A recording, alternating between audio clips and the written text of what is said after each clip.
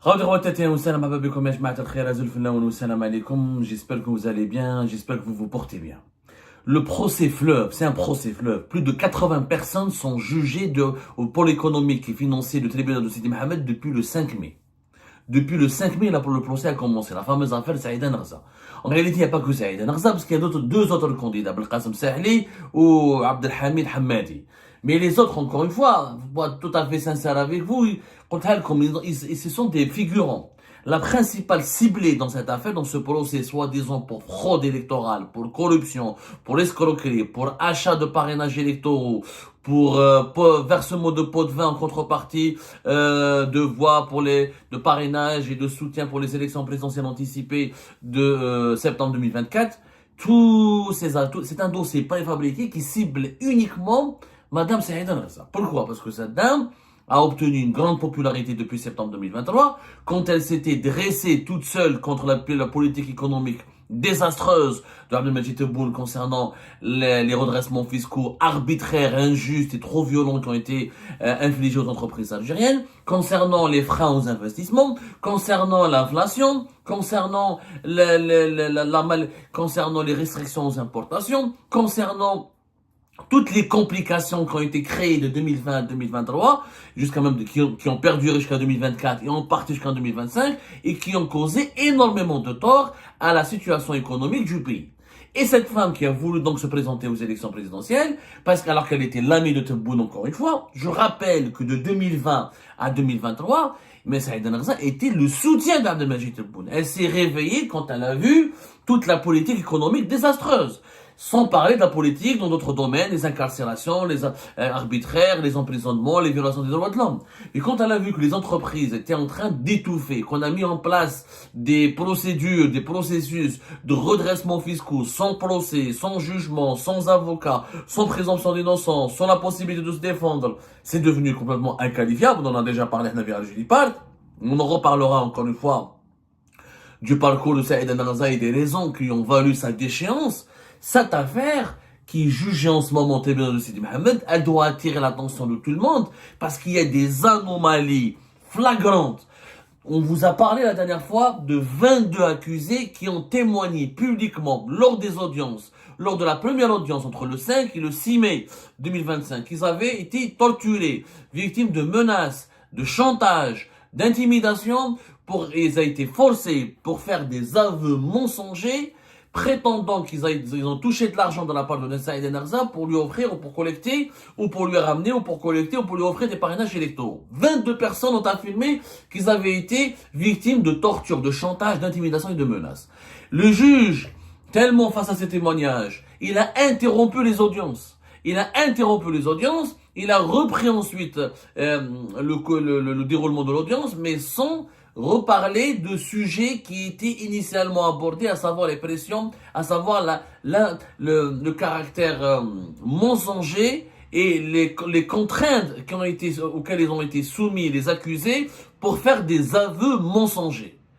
Les audiences ont été interrompues et lors de la reprise des audiences, le juge a refusé, à la demande des avocats, à la demande des accusés, de prendre en considération leur témoignage. Saïda Narza, elle a parlé pendant ce procès. Qu'est-ce qu'elle a dit? Le juge lui a dit, c'est je crois la deuxième journée, c'est le 6 mai ou le 7 mai, elle a été ou la deuxième ou la troisième journée. Parce qu'on a très peu d'informations, on a vraiment galéré pour obtenir des informations fiables et recoupées, parce que tout le monde a peur de parler. Il y a qu'une seule version qui est autorisée à être médiatisée, c'est la version du parquet, c'est la version du pouvoir, c'est la version des autorités algériennes, aux accusés les pauvres, qui ont normalement droit à la parole, qui doivent s'exprimer, qui ne doivent pas être censurés. Personne ne rend public ce qu'ils ont dit, ce qu'ils ont affirmé, ce qu'ils ont prononcé, ce qu'ils ont affirmé comme propos pour se défendre. Saïda Narza, par exemple, quand elle s'est présentée à la barre des accusés, le juge lui a dit: vous avez donné 4 milliards de centimes en échange de 50 000 signatures. Il lui a dit: vous avez fourni ces 4 milliards de centimes à un vice-président de la CGA, la Confédération Générale des Entreprises Algériennes, que Saïda Narza présidait, je rappelle. avec Habib Yousfi d'abord en 2014 et 2016, ensuite de 2016 jusqu'à pratiquement 2025, c'est elle qui était la face visible, c'est elle qui était la présidente, la patronne de cette organisation patronale qui existe depuis 1989, depuis la fin des années 80. Elle est quasiment considérée comme le premier patronat, comme le premier syndicat de chefs d'entreprise algériens. C'est juste qu'il a une histoire la CGA. Donc ce vice-président, soi-disant,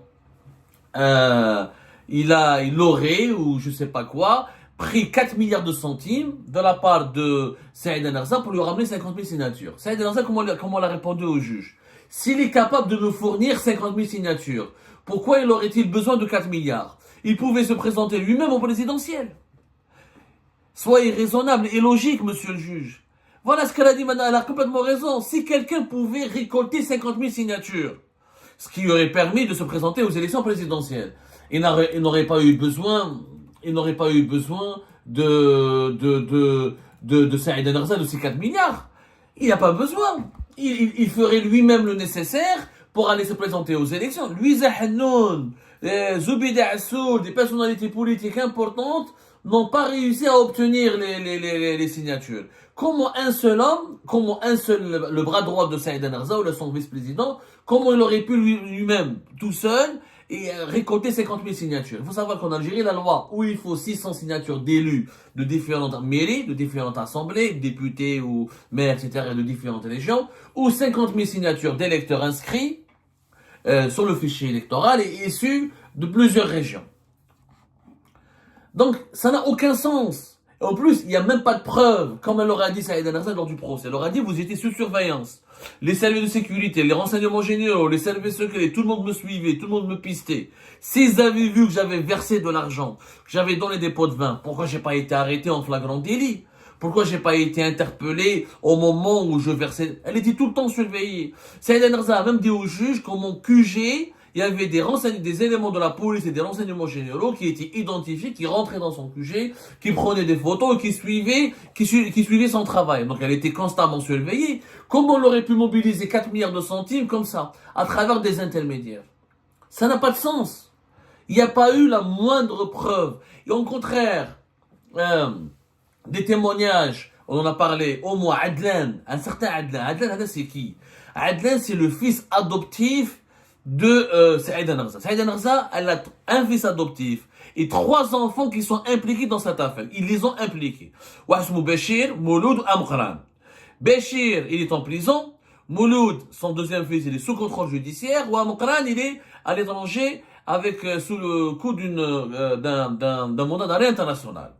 Ce Adlan qui est son fils adoptif. Vous savez ce qu'il a dit au juge? Il a dit, j'ai été arrêté, je n'ai aucune, je suis parti, moi, ma Simsilt. Il connaît quelqu'un qui travaille pour le parti de Benflis, Talal Hurriyet. Comme Ali Benflis ne s'est pas présenté, il a fait lui-même l'initiative, il voulait aider sa mère, qu'il a adoptée. Il lui a dit, je suis parti à Simsilt pour essayer de voir est-ce que je peux ramener des parrainages électoraux. Il n'a jamais versé un centime.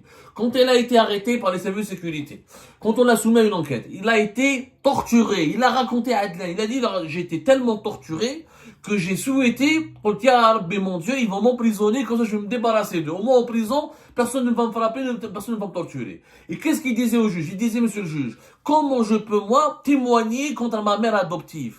Comment vous pouvez imaginer que je peux témoigner contre mes frères et ma mère adoptive? Comment je peux être contraint à dire, ça ne peut être que des mensonges?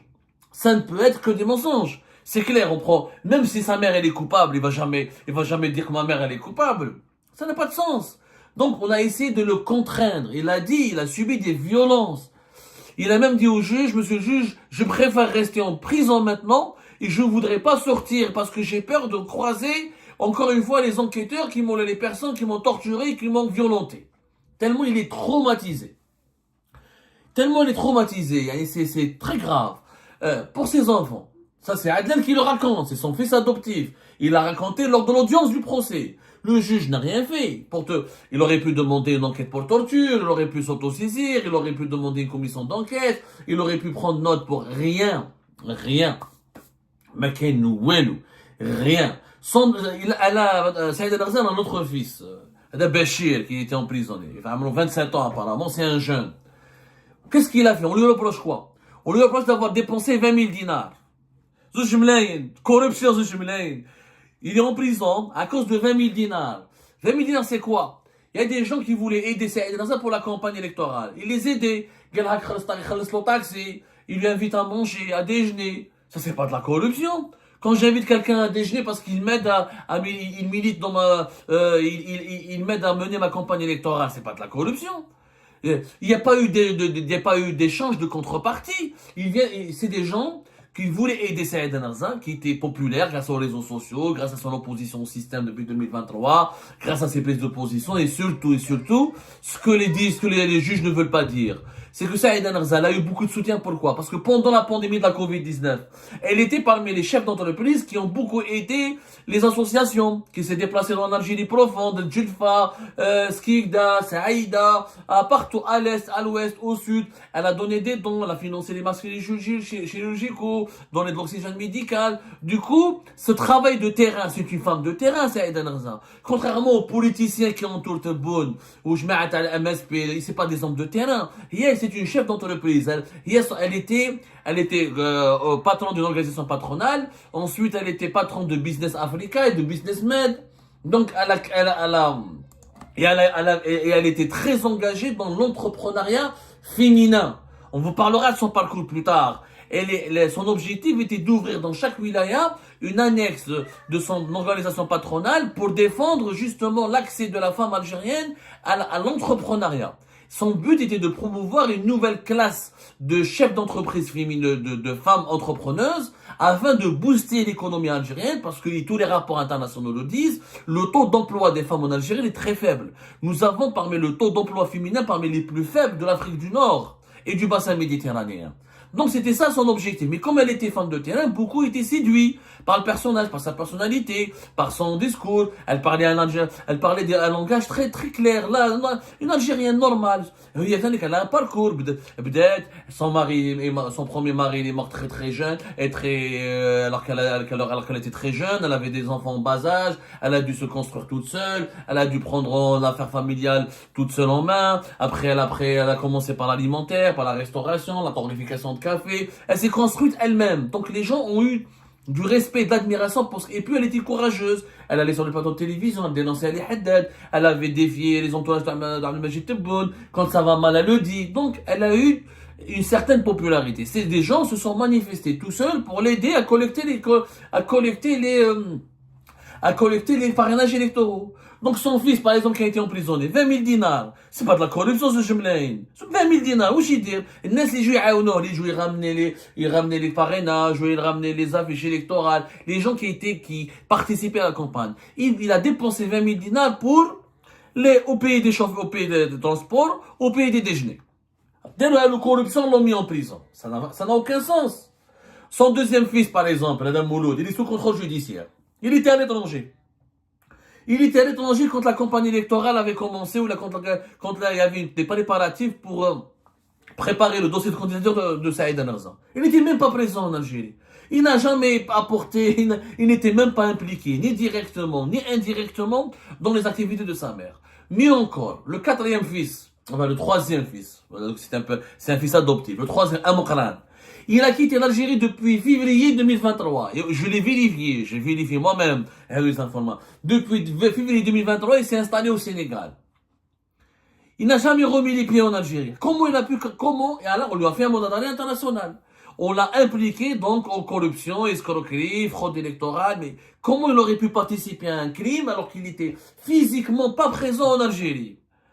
Brahim Bilabassi, on lui a dit c'est toi qui as allumé, qui a déclenché les feux de forêt de Kabylie, le lynchage de Jamal Ben Smaïl, alors que lui il est en France depuis 2019. Il n'était même pas sur le lieu des incidents, il n'était même pas sur le lieu du crime, comme on dit. Ça n'a pas de sens. Ça n'a pas de sens. Et donc, il y a aucune preuve. La justice a été arbitraire. C'est un procès qui repose sur aucune preuve. Je la défends pas parce que je la connais. Je l'ai connue en 2016. Je n'ai aucun contact avec elle. Mais moi, je défends la justice. Je défends l'honneur de la justice algérienne qui est déshonorée dans cette affaire. Qui est déshonorée de cette affaire. Vraiment déshonorée. Alors, les élus qui ont parlé, on les a accusés d'avoir fait de la corruption. 800 000 dinars. Alors, quelqu'un de Kabylie. Il lui a dit, moi j'ai ramené 150 parrainages électoraux. Il lui a ramené 150. Il a dit au juge, si je pouvais, j'aurais ramené plus. Et j'ai pas besoin d'argent, je l'ai fait par conviction. Les autorités algériennes n'ont pas apprécié que des gens de conviction s'engagent auprès de candidats qui étaient contre le deuxième mandat de Tebboune. C'est ça là, c'est pour ça qu'on les juge. C'est pour ça qu'on les juge. Il y a aucune preuve de corruption. Et que des aveux obtenus, encore une fois, par la torture, par le chantage, par l'intimidation, par la peur et les pressions. Mais il y a pas eu de preuve. Un autre élu, il leur a dit, si j'étais corrompu, j'aurais profité de la vente des vignettes. Je vais pas vendre des parrainages. Les élections, ça se passe chaque 5 ans. Les vignettes, c'est toute l'année. Si j'étais un homme corrompu, j'aurais vendu des vignettes. Pourquoi je vais vendre des parrainages à 1000 dinars, là, 800 dinars? Voilà. Beaucoup d'élus qui sont emprisonnés, qui ont été emprisonnés, hein, ils ont tous affirmé qu'ils ont voulu soutenir Saïd Narza par conviction. Et Saïd Narza, à la fin quand elle a été interrogée par le juge, elle avait dit une déclaration qui, moi, m'avait frappé, qui m'a été rapportée par des sources. Mes enfants me pardonneront sûrement un jour, mais ces pauvres gens, ces élus, les membres de la CGE qui ont été emprisonnés, et pratiquement dans les cas des dizaines de personnes ont été emprisonnées à cause de Saïd Narza, à cause de l'arbitraire qui s'est abattu sur Saïd Narza, à cause de la cabale judiciaire qui s'est enclenchée contre Saïd Narza. Beaucoup ont payé un prix très fort. Est-ce qu'ils me pardonneront un jour? Certains détenus ont vu leurs parents et leurs enfants mourir durant leur détention, sans pouvoir assister aux funérailles. Je clame mon innocence et je clame l'innocence des autres. C'est terrible. Il y a des personnes qui ont été arrêtées arbitrairement dans l'affaire de Saïd Narza qui n'ont même pas assisté aux funérailles de leurs proches, qui sont morts. Ça fait plus de 8 mois, calculé depuis le début du mois d'août, qui sont en détention. Nous sommes au mois de mai 2025, presque une année bientôt. Rien, sur aucune base.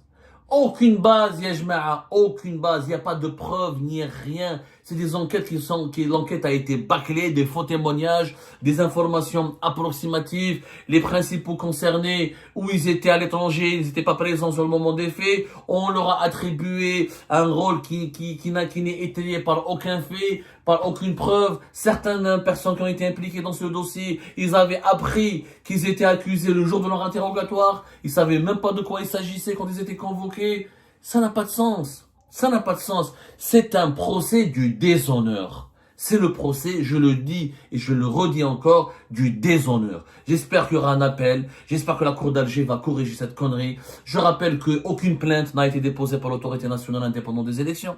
S'il y avait une fraude électorale, pourquoi l'autorité nationale indépendante des élections, Mohamed Sharfi, pourquoi elle n'a pas déposé plainte? C'est la seule.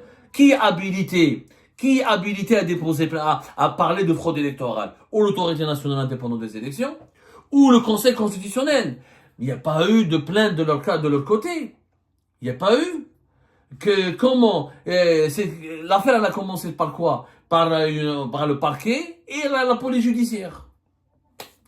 Mais il y a les instances qui sont en charge de garantir la légalité, la transparence du processus électoral en Algérie ne se sont pas manifestés contre Saïd Narza. L'ANI, elle a des contrôleurs, elle a des surveillants. Est-ce qu'ils ont relevé un trafic, de la falsification, de la corruption? Pas du tout. Il n'y a eu absolument rien qui a été retenu contre Saïd Narza de la part de l'ANI, qui est la seule instance normalement habilitée à dire oui ou pas ce candidat a triché ou pas. Le déshonneur, c'est le seul mot qui résume l'affaire Saïd Narza.